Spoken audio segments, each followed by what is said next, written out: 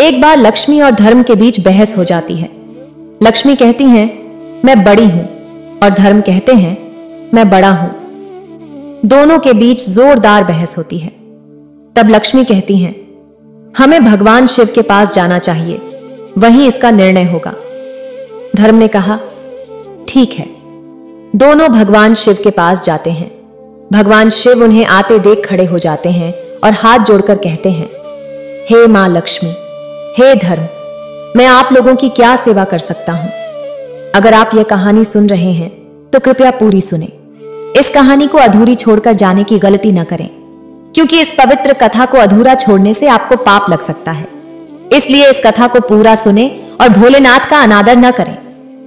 हम दोनों आपके पास यह निर्णय लेने आए हैं कि हम दोनों में से कौन बड़ा है, धर्म या लक्ष्मी? यह सुनकर भगवान शिव सोच में पड़ गए। अगर मैं कहता हूं कि धर्म बड़ा है तो लक्ष्मी मां नाराज हो जाएंगी, और अगर मैं कहता हूं कि लक्ष्मी बड़ी है तो धर्म मुझसे रूठ जाएगा। तब भगवान शिव ने एक उपाय निकाला और कहा कि मुझसे भी बेहतर निर्णय एक राजा कर सकता है। मां लक्ष्मी ने पूछा, वह कौन है? भगवान शिव ने उत्तर दिया, पृथ्वी लोक पर राजा विक्रमादित्य हैं। वह बहुत धर्मनिष्ठ, दयालु और उपकारी हैं। वह आपके इस प्रश्न का सही निर्णय करेंगे।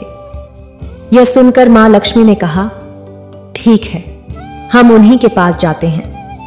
अब धर्म और लक्ष्मी महाराजा विक्रमादित्य के पास पहुंच जाते हैं। जब महाराजा विक्रमादित्य मां लक्ष्मी और धर्म को अपने सामने देखते हैं तो हाथ जोड़कर उन्हें सिंहासन पर बैठाते हैं और कहते हैं, कहिए आप लोग की मैं क्या सेवा कर सकता हूं? तब धर्म कहते हैं, राजन, मैं और लक्ष्मी आपके पास एक फैसला करने आए हैं। राजा ने पूछा, क्या फैसला है? धर्म ने कहा, राजा, आप इसका फैसला कीजिए कि मैं बड़ा हूं या लक्ष्मी, क्योंकि अगर धर्म न रहे तो आदमी का जीवन व्यर्थ है, जीने का कोई महत्व नहीं। बिना धर्म के मनुष्य एक लाश के समान है। मनुष्य का जीवन पूरी तरह खाली हो जाता है। तब मां लक्ष्मी कहती हैं, राजा, अगर लक्ष्मी न रहे, धन न रहे तो मनुष्य का जीवन नरक हो जाता है। उसे दर दर की ठोकरें खानी पड़ती हैं, गरीबी में जीवन यापन करना पड़ता है और उसे अथाह दुख मिलता है। राजा विक्रमादित्य ने उन दोनों की बातें सुनी और फिर कहा, ठीक है, मैंने आप दोनों की बातों को ध्यान से सुना और समझा। इसीलिए राजा विक्रमादित्य ने सोचा कि अगर मैं महालक्ष्मी को मना करता हूं और कहता हूं कि धर्म बड़ा है, आप नहीं, तब मां लक्ष्मी मेरा साथ छोड़ देंगी और मुझसे नाराज हो जाएंगी। अगर मैं यह कहता हूं कि लक्ष्मी बड़ी है, तब धर्म, जो मेरे लिए अत्यंत प्रिय है, मेरा साथ छोड़ देगा। मेरे लिए धर्म ही सब कुछ है। अंत में महाराजा विक्रमादित्य ने निर्णय सुनाया और कहा, आप दोनों ध्यान से सुनिए। मेरे लिए धर्म बहुत महत्वपूर्ण है। धन से श्रेष्ठ धर्म है, क्योंकि अगर धर्म ना हो तो व्यक्ति के जीने का कोई महत्व नहीं, उसके जीवन में कोई रस नहीं रहता। अगर धर्म ना हो तो वह मनुष्य पशु समान होता है, उसके मनुष्य योनि में जन्म लेने का कोई फायदा नहीं। एक बार के लिए अगर धन ना हो तो भी आदमी जीवित रह सकता है, वह गरीबी में जीवन यापन कर सकता है। धन ना रहे तो भी मनुष्य रोखी सूखी जो भी कुछ खाकर रह सकता है, अपना जीवन गुजार सकता है। लेकिन अगर धर्म ना हो तो व्यक्ति के जीने का कोई महत्व नहीं है। इसलिए मैं धर्म को चुनता हूं। मेरे लिए धर्म ही बहुत बड़ा है। राजा विक्रमादित्य की बात सुनकर मां लक्ष्मी बहुत क्रोधित हो जाती हैं और कहती हैं, यह राजन, तुम्हें अपने आप पर बहुत घमंड है।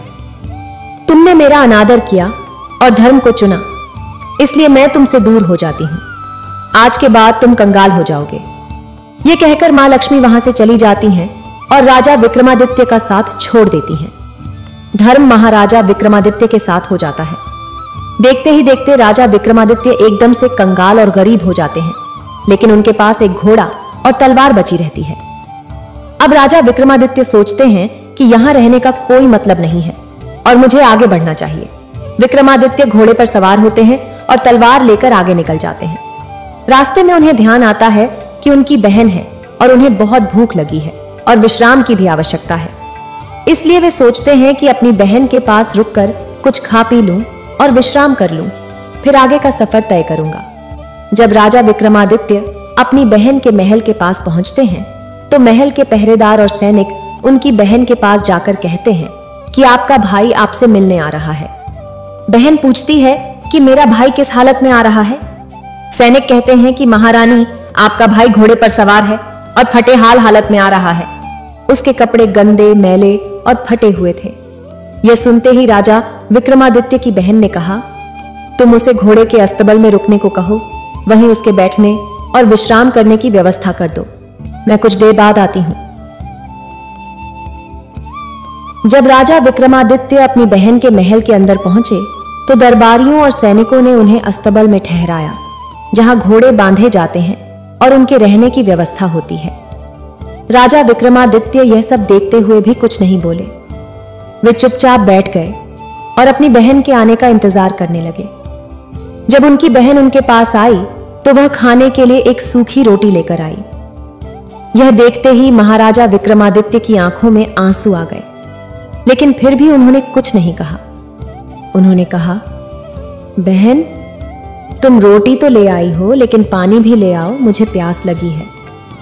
अब विक्रमादित्य की बहन पानी लाने के लिए गई और राजा ने उस रोटी को जमीन में गड्ढा खोदकर उसमें डाल दिया और कहा, धरती मां, इसे सही सलामत इसी प्रकार रखिएगा। मैं फिर से एक बार आऊंगा और आपसे इस रोटी की मांग करूंगा तो आप मुझे दे दीजिएगा। धरती मां ने उसे अपने अंदर समाहित कर लिया। फिर क्या था, राजा विक्रमादित्य बिना किसी को बताए चुपचाप वहां से निकल गए और आगे का सफर तय करने लगे। रास्ते में चलते चलते विक्रमादित्य का मित्र का घर आता है। वह सोचते हैं, यह मेरा बहुत प्रिय और घनिष्ठ मित्र है, मैं इसके पास जाता हूं और कुछ भोजन करके विश्राम कर लूंगा। विक्रमादित्य के मित्र ने देखा कि उनका मित्र आया है तो उसने विक्रमादित्य का खूब स्वागत किया और भोजन के लिए कहा। जिस स्थान पर राजा विक्रमादित्य भोजन करने के लिए बैठते हैं, उनके पीछे एक खूंटी थी जिस पर नौलखा हार टंगा हुआ था। जैसे ही राजा विक्रमादित्य एक निवाला अपने मुंह में डालते हैं, वह खूंटी हार को अपने अंदर समाहित करने लगती है। यह देखते ही राजा विक्रमादित्य समझ जाते हैं कि यह मां लक्ष्मी की वजह से हो रहा है, जो उनसे नाराज और क्रोधित है। जब विक्रमादित्य पूरा भोजन खत्म करने लगते हैं, तब वह खूंटी पूरी तरह से हार को अपने अंदर समाहित कर लेती है। जब मित्र की पत्नी यह देखती है कि उसका नौलखा हार गायब है, तो वह विक्रमादित्य पर चोरी का इल्जाम लगाती है और कहती है, आपने ही मेरा हार चुराया है। आप कंगाल हो गए हैं, इसीलिए आपके मन में चोरी का भाव आ गया और आपने मेरा हार चुरा लिया। लेकिन मित्र कहता है, नहीं नहीं, मेरा मित्र कभी चोरी नहीं कर सकता, मैं इसे बचपन से जानता हूं, यह कभी चोरी कर ही नहीं सकता। मित्र के लाख समझाने के बाद भी उसकी पत्नी नहीं मानती और राजा विक्रमादित्य को अपने घर से बाहर निकाल देती है। इतना सब होने के बावजूद राजा विक्रमादित्य कुछ नहीं कहते और शांत होकर घर से बाहर निकल जाते हैं और आगे का सफर तय करने लगते हैं। अब चलते चलते उन्हें रात हो जाती है और वे सोचते हैं कि रात में सफर करना ठीक नहीं है। वे तय करते हैं कि सुबह सफर करेंगे। यह सोचकर राजा अपने घोड़े को खड़ा करते हैं और अपनी तलवार लेकर एक पेड़ के नीचे बैठ जाते हैं। कुछ ही देर बाद उन्हें नींद आ जाती है और उसी स्थान पर दो चोर चोरी करके आते हैं। पीछे से राजा के सैनिक भी आ रहे होते हैं, क्योंकि उन चोरों ने ही राजा के महल में चोरी की थी। यह सब देखकर दोनों चोर डर जाते हैं और सोचते हैं कि सैनिक अब हमारे करीब आ गए हैं, हमें पकड़ लेंगे। तब वे चोरी किया हुआ धन महाराज विक्रमादित्य के पास ही छोड़कर भाग जाते हैं। जब सैनिक राजा विक्रमादित्य के पास आते हैं तो देखते हैं कि इतना सारा धन पड़ा हुआ है, तो वे सोचते हैं कि यही चोर है और विक्रमादित्य को गिरफ्तार कर लेते हैं। उन्हें कैद करके राजा के पास ले जाया जाता है। राजा ये सब देखकर बहुत क्रोधित होता है और आदेश देता है कि इस व्यक्ति का हाथ और पैर काट दिया जाए। इतना सुनने के बाद भी विक्रमादित्य अपनी सफाई में कुछ नहीं कहते और मौन रहते हैं। राजा के सैनिक विक्रमादित्य का हाथ और पैर काट देते हैं। राजा फिर आदेश देता है कि इसे नगर के चौराहे पर बैठा दिया जाए, ताकि लोग देखें और सबक लें कि हमारे राज्य में चोरी करने का क्या परिणाम होता है। राजा के सैनिक विक्रमादित्य को उठाकर नगर के चौराहे पर बैठा देते हैं। अब हर रोज लोग उस चौराहे से गुजरते हैं और विक्रमादित्य को देखकर थूकते हैं और गालियां देते हैं। कहते हैं कि यह चोर है, चोरी करेगा तो ऐसा ही फल पाएगा। यह कहते हुए लोग वहां से गुजर जाते हैं। लेकिन एक दिन उसी रास्ते से एक ग्वाला घी के मटके लिए जा रहा था। वह बहुत ही दयालु था। विक्रमादित्य जब उसे देखते हैं तो समझ जाते हैं कि यह व्यक्ति स्वभाव का बहुत अच्छा है। उन्होंने उस व्यक्ति से कहा, राहगीर, आपके पास अगर पानी हो तो मुझे पिला दीजिए, मुझे बहुत प्यास लगी है। ग्वाले ने बिना सोचे समझे अपने थैले से पानी निकालकर विक्रमादित्य को पिलाया और कहा, तुमने चोरी क्यों की? अगर चोरी नहीं की होती तो ऐसी सजा नहीं मिलती। तुम राजा के दोषी हो, फिर भी मैं तुम्हें पानी पिला रहा हूं। और फिर वह वहां से चला गया। जब ग्वाला दूसरे नगर में भी घी बेचने के लिए जाता है तो उसका घी खत्म नहीं हो रहा था। यह देखकर वह बहुत हैरान होता है कि मैं इतना सारा घी बेच रहा हूं, फिर भी मेरे मटके से खत्म नहीं हो रहा है। यह सोचकर वह हैरान हो जाता है कि यह क्या बात है। पूरे दिन की कमाई के बाद उसके पास अच्छी खासी रकम हो जाती है। वह घर आकर अपनी पत्नी से कहता है कि आज बहुत ही विचित्र बात हुई।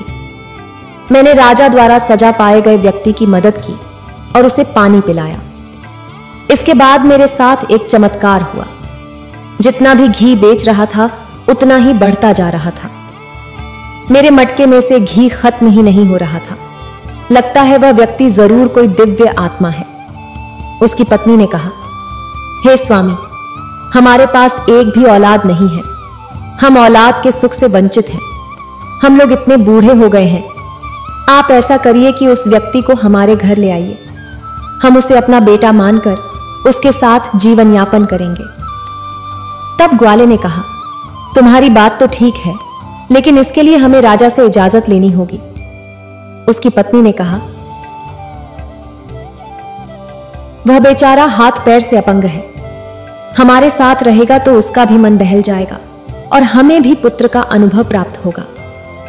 तब ग्वाला राजा के पास जाकर कहता है, महाराज, आपने जिस अपराधी का हाथ पांव काट कर चौराहे पर बैठा दिया है, मैं उसे गोद लेना चाहता हूं। तब महाराज ने कहा, वैसे भी वह हमारे किसी काम का नहीं है।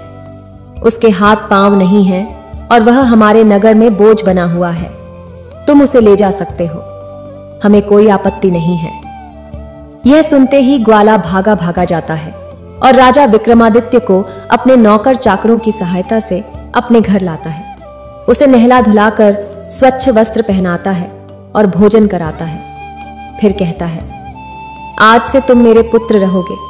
हमारा कोई संतान नहीं है।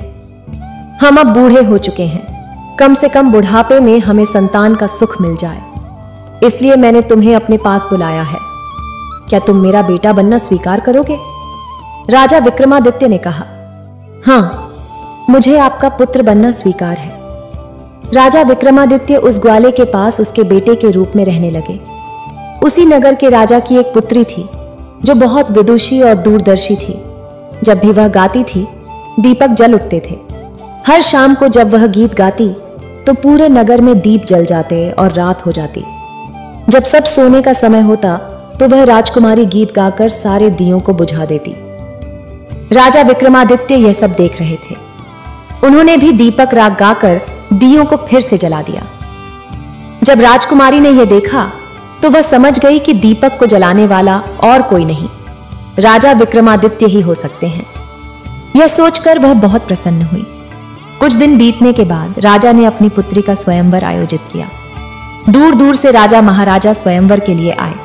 उसी समय राजा ने उस ग्वाले को आदेश दिया कि हमें 100 घड़े घी चाहिए, तुम इसका इंतजाम करो। ग्वाला धर्म संकट में पड़ गया कि राजकुमारी का स्वयंवर है, घी के दीपक जलाने हैं, घी के पकवान बनाने हैं, 100 घड़े घी चाहिए। मैं कहां से इतना घी लाऊंगा? तब राजा विक्रमादित्य ने कहा, पिताश्री, आप परेशान मत होइए, यह सब मुझ पर छोड़ दीजिए, मैं घी का इंतजाम कर दूंगा। ग्वाले ने कहा, पुत्र, तुम्हारे पास हाथ पांव नहीं है, तुम कैसे घी का इंतजाम करोगे? कहां जाओगे? कहां से लाओगे? विक्रमादित्य ने कहा, पिताश्री, मैंने कहा ना, आप मुझ पर छोड़ दीजिए, आप निश्चिंत हो जाएं। कल राजकुमारी के स्वयंवर में मैं भी जाना चाहता हूं। जब घी का इंतजाम हो जाएगा तब आप मुझे लेकर चलिएगा।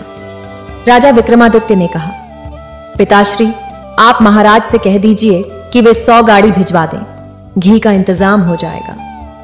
राजा के महल से उसका नौकर 100 घड़े लेकर आता है और विक्रमादित्य को दे देता है।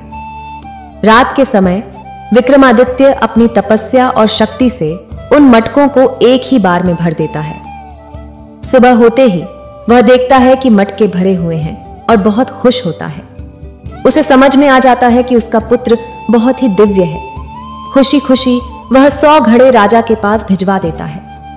अब वह राजकुमारी के स्वयंवर में जाने के लिए तैयार होने लगता है और अपने पुत्र को भी तैयार करता है। राजा विक्रमादित्य को नहलाता है, अच्छे कपड़े पहनाता है और अपने नौकर चाकरों की मदद से उसे अपने साथ ले जाता है। राजदरबार में दूर दूर से राजकुमार, राजा, महाराजा आए हुए थे। सब सिंहासन पर बैठे थे, लेकिन राजा विक्रमादित्य एक कोने में बैठे थे। जब स्वयंवर का समय आता है तो राजकुमारी महल में प्रवेश करती है, हाथ में जयमाला लिए हुए, और राजा विक्रमादित्य को ढूंढने लगती है।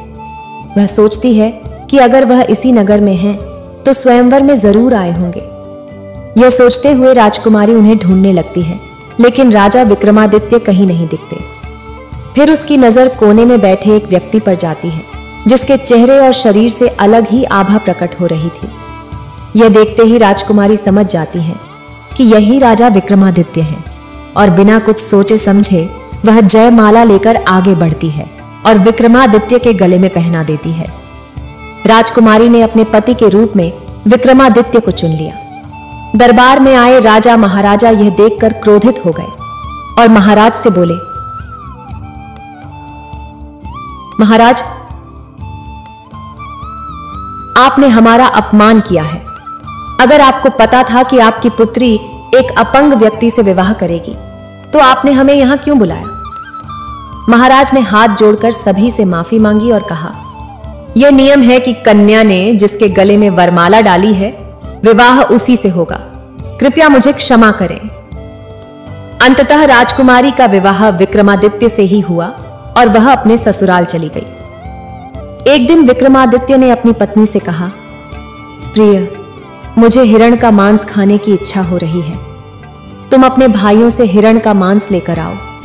राजकुमारी का मन नहीं था कि वह अपने भाइयों से कुछ मांगे, लेकिन अपने पति की इच्छा का मान रखते हुए उसने अपनी भाभी से कहा, भाभी, मुझे हिरण का मांस खाने की इच्छा हो रही है। कृपया मुझे हिरण का मांस लाकर दें। राजकुमारी ने अपने पति का नाम नहीं लिया ताकि उनका अपमान न हो।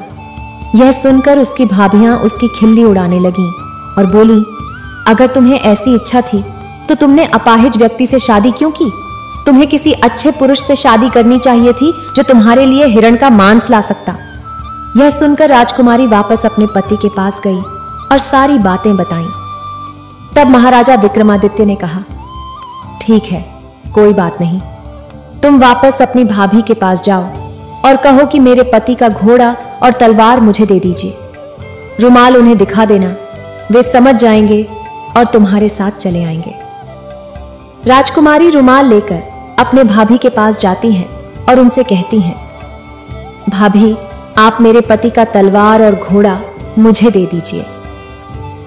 भाभियां सोचती हैं कि वैसे भी उस तलवार और घोड़े ने आतंक मचाया हुआ है, इससे अच्छा है इसे ही दे दें। जब राजकुमारी को तलवार और घोड़े के पास ले जाया जाता है तो तलवार सांप बनकर उस पर टूट पड़ती है और घोड़ा भी उछलने लगता है।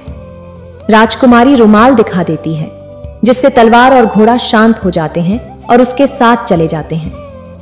घर आने के बाद विक्रमादित्य ने कहा, मुझे इस घोड़े पर बैठा दिया जाए, मैं खुद शिकार करने जाऊंगा। लोगों ने कहा, तुम्हारा हाथ पांव नहीं है, तुम कैसे जाओगे? विक्रमादित्य ने कहा, पिताश्री, कृपा कर अन्य लोगों की सहायता से मुझे इस घोड़े पर सवार करवाएं। बेटे की जिद के आगे पिता को झुकना पड़ा। नौकरों की मदद से विक्रमादित्य को घोड़े पर बैठाया गया। जैसे ही वे सिर ऊपर करते हैं, उनका हाथ पांव सही सलामत हो जाता है। यह चमत्कार देखकर सबकी आंखों पर विश्वास नहीं होता। राजकुमारी पूछने को बढ़ती है, महाराज, यह कैसे हुआ? इससे पहले ही विक्रमादित्य ने कहा, मैं पहले शिकार करके आता हूं, फिर बताऊंगा कि यह कैसे हुआ। राजा विक्रमादित्य शिकार करने के लिए जंगल में गए। कई शिकार करने के बाद उन्होंने उन शिकारों के कान और पूंछ काटकर वहीं छोड़ दिया। और वापस आ गए। उसी दिन राजकुमारी के भाई भी शिकार करने के लिए उसी जंगल में गए। जब उन्होंने देखा कि ताजे शिकार पड़े हैं तो उनका मन मचल गया और वे बहुत खुश हो गए। बिना खुद शिकार किए उन्होंने उन शिकारों को उठा लिया और आगे बढ़ गए। जब राजा विक्रमादित्य शिकार करके घर लौटे तो उन्होंने अपनी पत्नी से कहा, मेरा हाथ पैर कैसे वापस आ गया, कैसे मैं ठीक हो गया? उन्होंने कहा, मेरा गोरा और तलवार मेरा धर्म है, इन्हीं की वजह से मेरे हाथ पैर सही हो गए और मेरा नाम विक्रमादित्य है, मैं एक राजा हूं। यह सुनते ही वह ग्वाला राजा विक्रमादित्य के पैर में गिर पड़ा और माफी मांगने लगा, मुझे माफ करिएगा, मुझसे जो भी गलती हुई मुझे माफ कर दीजिए। तब राजा विक्रमादित्य ने कहा, आपकी इसमें कोई गलती नहीं है, आपने तो मेरे साथ बहुत अच्छा व्यवहार किया, मुझे अपना पुत्र बनाकर रखा। इसके बाद राजा विक्रमादित्य ने अपनी पत्नी से कहा, तुम एक बार फिर से अपनी भाभियों के पास जाओ और कहो कि मेरे भाइयों द्वारा जो शिकार करके लाया गया है मुझे उसे देखना है, और जब तुम्हारी भाभियां वह शिकार दिखाएं तो इस थैले में जो चीज मैं तुम्हें दे रहा हूं उसे वहां पलट देना और मेरे बारे में बताना। यह कहते ही वह राजकुमारी अपनी भाभी के पास चली जाती है और कहती है, भाभी, भैया ने जो शिकार करके लाया है मैं उसे देखना चाहती हूं। इसमें क्या बड़ी बात है, तेरा पति तो शिकार कर नहीं सकता, लेकिन मेरे पति ने जो शिकार किया वह राजकुमारी को दिखा दिया। राजकुमारी ने पूछा, भाभी, यह शिकार तो है, लेकिन इसकी पूंछ और कान कहां हैं? धाबिया ने कहा, मुझे क्या पता। तभी राजकुमारी ने अपना थैला पलट दिया जिसमें से कान और पूंछ गिर गए। धाबिया ने पूछा, ये कहां से आए? राजकुमारी ने बताया कि यह शिकार उसके पति ने ही किया है और सारी बातें बताईं। उसने कहा, मेरा पति कोई आम व्यक्ति नहीं है, वह राजा विक्रमादित्य है। यह सुनते ही सब चौंक गए और यह बात राजा तक पहुंची। राजा तुरंत अपने बेटे के पास आए और बोले, पुत्री, मुझे माफ कर दो, मुझसे गलती हो गई, हम अपने दामाद को राजमहल में बुलाना चाहते हैं। विक्रमादित्य राजा के पास गए। राजा ने उन्हें प्रणाम किया और कहा, महाराज, मुझसे गलती हो गई, आप इतने धर्मात्मा व्यक्ति हैं और मैंने आपका हाथ पांव कटवा दिया, फिर भी मुझे क्षमा कर दीजिए। तब राजा विक्रमादित्य ने कहा, आपकी कोई गलती नहीं है, यह सब मां लक्ष्मी की वजह से हुआ है, उन्हीं के रुष्ट होने की वजह से आप लोगों को कष्ट हुआ। इसके बाद राजा ने अपने दामाद का बहुत सेवा सत्कार किया और अपनी बेटी दामाद को कुछ दिन महल में रखा। फिर राजा विक्रमादित्य ने कहा, मुझे अपनी नगर जाने की इच्छा हो रही है, मैं अपने नगर जाना चाहता था। तब राजा ने खूब सारा धन और लाल लश्कर देकर अपनी बेटी को अपने दामाद के साथ विदा किया। रास्ते में राजा विक्रमादित्य को अपने मित्र का घर मिला और वे वहां गए। विक्रमादित्य का मित्र यह देखकर बहुत प्रसन्न हुआ और सेवा सत्कार करने के बाद खाने का आग्रह किया। जब खाना लाया गया और विक्रमादित्य ने पहला निवाला मुंह में डाला तो खूंटी धीरे धीरे हार उगलने लगी। यह देखकर मित्र की पत्नी हाथ जोड़कर बैठ गई और माफी मांगते हुए कहा कि हमें माफ करिएगा, हमने सोचा था कि आपने हार चुराया है। यह नौलखा हार तो खूंटी पर ही था, खूंटी ही निकल गई थी, मुझे माफ करिए, मैंने आपको चोर कहा और घर से निकाल दिया। तब विक्रमादित्य ने कहा कि इसमें आपकी कोई गलती नहीं है, यह सब मति भ्रम के कारण हुआ, महालक्ष्मी मुझसे नाराज थीं, इसीलिए ऐसा हुआ। अपने मित्र को क्षमा करते हुए राजा विक्रमादित्य वहां से विदा लेते हैं। जब वे आगे बढ़ते हैं तो उनकी बहन का ससुराल आता है। वे अपनी बहन के ससुराल जाने की इच्छा करते हैं। राजा विक्रमादित्य को दूर से ही आते हुए सैनिक देख लेते हैं और उनकी बहन के पास जाकर कहते हैं कि आपका भाई आपसे मिलने आ रहा है। तब उनकी बहन पूछती है कि मेरा भाई किस हाल में आ रहा है। सैनिक बताते हैं कि आपका भाई लाभ लश्कर के साथ सजा धजा घोड़े पर बैठकर अपनी पत्नी को लेकर आ रहा है। तब रानी कहती है कि मेरे भाई का स्वागत किया जाए और उसे राजमहल में ठहरने का इंतजाम किया जाए। जब राजा विक्रमादित्य अपनी बहन के महल में पहुंचते हैं तो उनका खूब आदर सत्कार होता है। उन्हें राजमहल में ठहराया जाता है। राजा विक्रमादित्य अपनी बहन का हाथ पकड़ते हैं और उन्हें उसी अस्तबल में ले जाते हैं जहां घोड़े बांधे जाते थे। धरती माता से कहते हैं, मां, मैं आपसे अपनी अमानत लेने आया हूं। कृपा कर आप मुझे मेरी अमानत दीजिए। यह कहते ही धरती फट जाती है और उसमें से रोटी निकल आती है। उस रोटी को उठाकर राजा विक्रमादित्य कहते हैं, बहन, तुमने पिछली बार मुझे यही रोटी खाने को दी थी ना? तब उनकी बहन फूट फूट कर रोने लगती है और कहती है, भैया, मुझसे गलती हो गई। मैंने जो आपके साथ व्यवहार किया उसके लिए मुझे क्षमा करें। तब राजा विक्रमादित्य कहते हैं, मैं तुमसे नाराज नहीं हूं, लेकिन मैं तुम्हें यह बताना चाहता हूं कि अपनों के साथ कैसा व्यवहार करना चाहिए। किसी भी परिस्थिति में अपनों के साथ कैसा व्यवहार करना चाहिए, यह मैं तुम्हें बता रहा हूं। यह सब सुनते ही राजा विक्रमादित्य की बहन बहुत लज्जित होती है। जब राजा विक्रमादित्य अपने नगर लौटते हैं तो नगर के मुख्य द्वार पर माता लक्ष्मी उनकी प्रतीक्षा कर रही होती हैं। माता लक्ष्मी कहती हैं, विक्रमादित्य, मैंने तुम्हारी खूब परीक्षा ली और तुम्हें खूब प्रताड़ित किया, लेकिन फिर भी तुम इस परीक्षा में सफल रहे। मैं मानती हूं कि धर्म सबसे बड़ा है, मुझसे भी बड़ा धर्म है। अगर धर्म है तो लक्ष्मी है। जहां धर्म रहेगा वहां लक्ष्मी भी रहेंगी। मैं तुम्हें आशीर्वाद देती हूं कि जब तक पृथ्वी रहेगी तब तक तुम्हें कोई नहीं भूलेगा और तुम्हें याद किया जाएगा। यह आशीर्वाद देते ही माता लक्ष्मी वहां से अंतर ध्यान हो जाती हैं और राजा का राजमहल और राजपाट वापस आ जाता है।